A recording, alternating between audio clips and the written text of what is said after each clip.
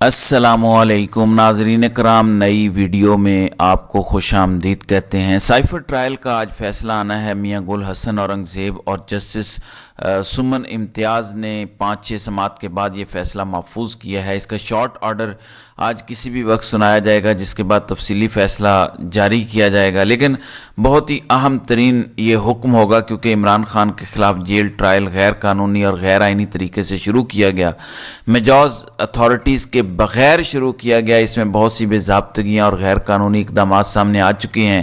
ان کا ٹرائل بہت خفیہ طریقے سے اور بغیر کسی کو بتائے، بغیر کسی جوڈیشل اتھارٹی کے کیا جا رہا تھا۔ یہ ایگزیکٹو کی طرف سے کیا جا رہا تھا، یعنی انتظامیہ اور حکومت کی طرف سے، اور جوڈیشل پروسیس کو بھی کمپلیٹ نہیں کیا گیا، اس کو فالو نہیں کیا گیا۔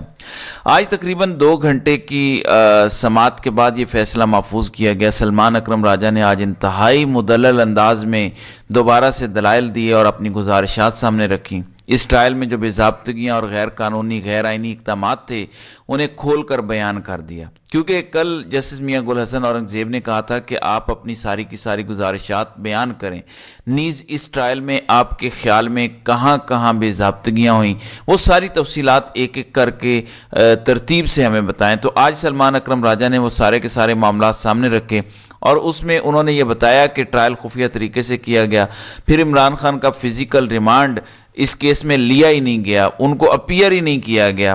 آپ کو پتہ ہے کہ توشہ خانہ میں عمران خان کے خلاف فیصلہ آنے کے فوراً بعد 5 منٹ میں ان کے دروازے توڑ کے ان کو گھر سے اٹھایا گیا تھا اور اٹک جیل میں بند کیا گیا۔ پھر اس کے بعد اچانک ایک دن خبر آئی کہ سائفر کیس میں ان کی گرفتاری ڈال دی گئی ہے اور جوڈیشل ریمانڈ پر ان کو اٹک جیل منتقل کیا گیا ہے۔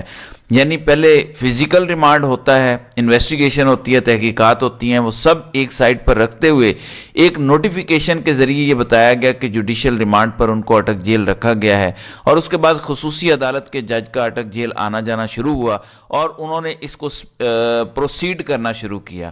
تو یہ جیل ٹرائل بھی چل رہا تھا، اس کے بعد اس کو سیکرٹ اور خفیہ ٹرائل بھی کیا گیا، پبلک سے دور رکھا گیا، ان کی فیملی، وکلاء اور میڈیا کو بھی دور رکھا گیا۔ یہ جب irregularities بڑھتی گئیں تو اچانک ان کو اڈیالہ جیل منتقل کیا گیا۔ اڈیالہ جیل جب عمران خان کو منتقل کیا گیا تو وہاں پہ بھی یہی سلسلہ جاری رہا۔ پھر فرد جرم اسی طریقے سے عائد کی گئی جیسے توشہ خانہ میں جلدی جلدی فیصلہ سنایا گیا تھا۔ یہی کام انہوں نے ادھر بھی کرنا تھا، لیکن یہاں پہ جب چیلنج کیا گیا مختلف فورمز پہ چیف جسٹس اسلام آباد ہائی کورٹ عامر فاروق کے پاس، تو انہوں نے یہ مقدمہ اپنے پاس رکھا، سنتے رہے اور فیصلے محفوظ کرتے رہے، اور 4-6 ہفتے فیصلے محفوظ ہی رہے۔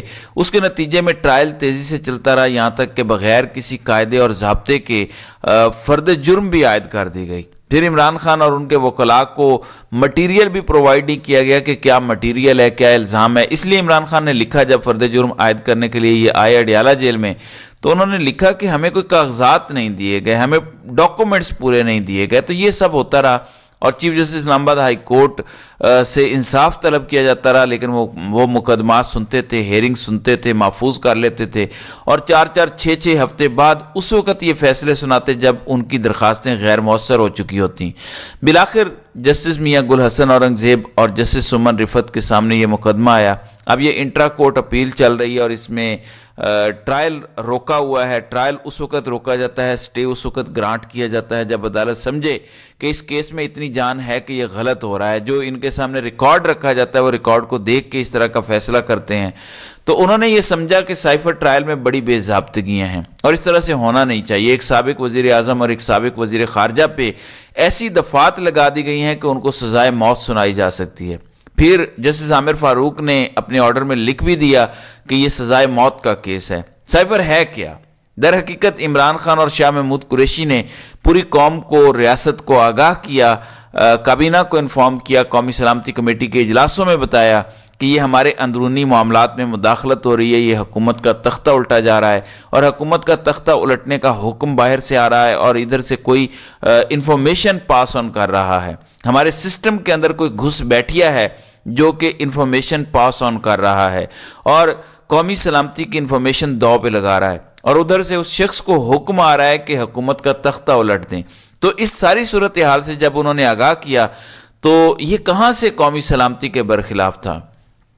سینئر موسٹ قانون دان بھی یہ مانتے ہیں کہ وزیر اعظم کا یہ فرض ہے کہ وہ ایسے خطرات سے آگاہ کرے۔ تو یہ معاملہ ہے۔ آج کی سماعت میں اٹارنی جنرل نے بہت ساری چیزیں تسلیم کی ہیں کہ واقعتاً یہ ٹرائل درست نہیں ہوا، یہ ٹرائل غلط ہوا۔ میں آپ کو بتا دیتا ہوں ان کے اپنے الفاظ میں۔ سب سے پہلے تو رجسٹرار ہائی کورٹ سے 2 سوال پوچھے گئے۔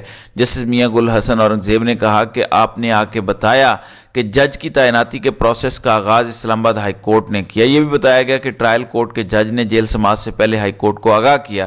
یہ اسی طریقے سے جیسے جج دلاور نے یہ سب کچھ کیا تھا اور ان کو پھر بیرون ملک بھی بھیجا گیا، کسی کو کانو کان خبر نہیں ہوئی۔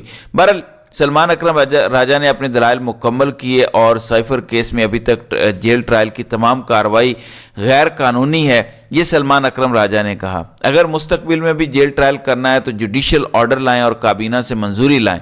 پھر ان سے 17 نومبر سے پہلے کی کارروائی کا پوچھا گیا تو انہوں نے کہا کہ 17 نومبر سے پہلے کی کارروائی کو کور نہیں کیا جا سکتا۔ کابینہ ماضی میں جو غیر قانونی اور غیر آئینی بے ضابطگیاں ہوئیں ان کو کور نہیں دے سکتی اور اس کو اپروو نہیں کر سکتی، اس لیے 17 نومبر سے پہلے کا سارا پروسیس غیر آئینی اور غیر قانونی ہے۔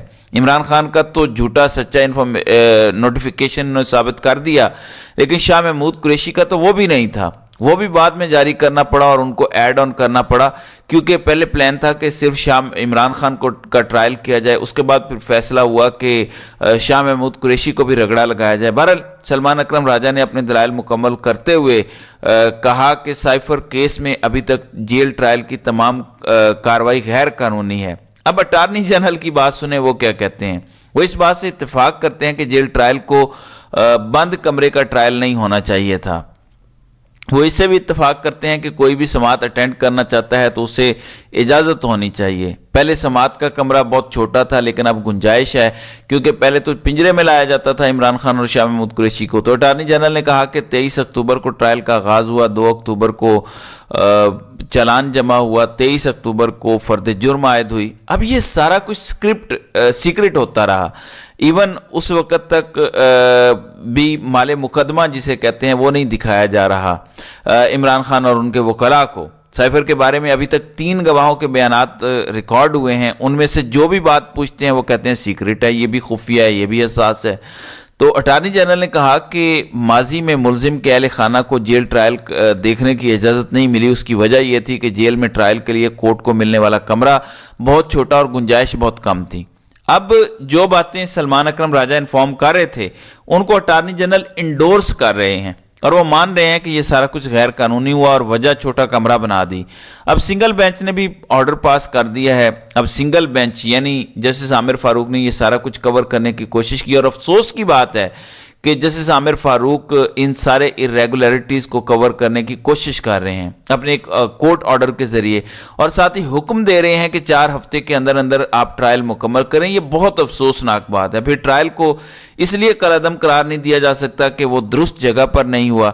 تو اٹارنی جنرل نے بھی کہا کہ باوجود اس کے کہ یہ سب کچھ ہوا، آپ ٹرائل کو کالعدم قرار نہیں دے سکتے۔ 16 اگست کو ملزم کی تحویل تفتیشی ایجنسی کو نہیں دی گئی، یہ بھی مان لیا گیا کہ ملزم پہلے سے ہی جیل میں تھا، اس لیے کوئی حق متاثر نہیں ہوا۔ تو یہ ساری باتیں مان رہے ہیں کہ یہ سارا کچھ کیسے ہوتا رہا خفیہ طریقے سے۔ 2 اکتوبر کو چالان جمع کراتے ہیں اور 30 اکتوبر کو فرد جرم عائد ہو گئی، حالانکہ ایسا نہیں ہے۔ 23 اکتوبر سے پہلے کاغذات دیے جاتے ہیں، ڈاکومنٹس دی جاتی ہیں، پھر 7 دن کا ٹائم دیا جاتا ہے، وہ ٹائم بھی نہیں دیا گیا۔ یہ اٹارنی جنرل بیچ میں سے کھا بھی گیا۔ اس پر جسٹس سمن رفت نے کہا کہ قانونی بے ضابطگیاں تو بہرحال موجود ہیں۔ جج نے اپنے 3 آرڈرز میں لکھا کہ ٹرائل جیل میں ہو رہا ہے تو جیل ٹرائل سے متعلق ٹرائل کورٹ جج کا جوڈیشل آرڈر موجود ہے۔ جج آرڈر شیٹ پر لکھ رہا ہے کہ ٹرائل جیل میں کیا گیا، تو یہ جوڈیشل آرڈر ہے۔ اب آج جو کچھ ہوا، میری اسیسمنٹ ہے کہ یہ ٹرائل برقرار نہیں رہ سکے گا، کیونکہ اس میں بہت ساری چیزیں اٹارنی جنرل نے خود تسلیم کر لی ہیں۔ جس دن اب عدالت نے سٹے گرانٹ کیا تھا اسی دن اندازہ ہو گیا تھا کہ اس ٹرائل میں بہت سارے سکم موجود ہیں اور یہ نہیں برقرار رہ سکے گا۔ پھر دوسری جانب امریکہ میں یہ آوازیں بلند ہو چکی ہیں کہ ملٹری اسٹیبلشمنٹ عمران خان کو سزائے موت دینا چاہتی ہے، پاکستان تحریک انصاف کو توڑنا چاہتی ہے، اس کو ڈسمینٹل کیا جا رہا ہے، اس لیے آپ انٹروین کریں، کیونکہ یہ الزام امریکہ پر آئے گا کہ امریکہ نے امریکی ایما پر عمران خان اور پی ٹی آئی کو فارغ کیا گیا۔ اس لیے ان کی امداد بند کریں اور صاف شفاف انتخابات تک مکمل طور پر ان کی امداد بند کی جائے۔ IMF والی ڈیل بھی امریکہ نہیں کروائی، اس لیے اب امریکہ کبھی یہ نہیں چاہے گا کہ سائفر کیس میں عمران خان کو سزا دی جائے اور ان کے کندھوں پہ بندوق رکھ کر چلائی جائے۔ بہرحال دیکھتے ہیں کہ آج فیصلہ کیا آتا ہے۔ تو ناظرین اکرام، آپ کی اس ویڈیو کے حوالے سے کیا رائے ہے؟ آپ اپنی رائے کا اظہار کامنٹ سیکشن میں ضرور کیجیے گا۔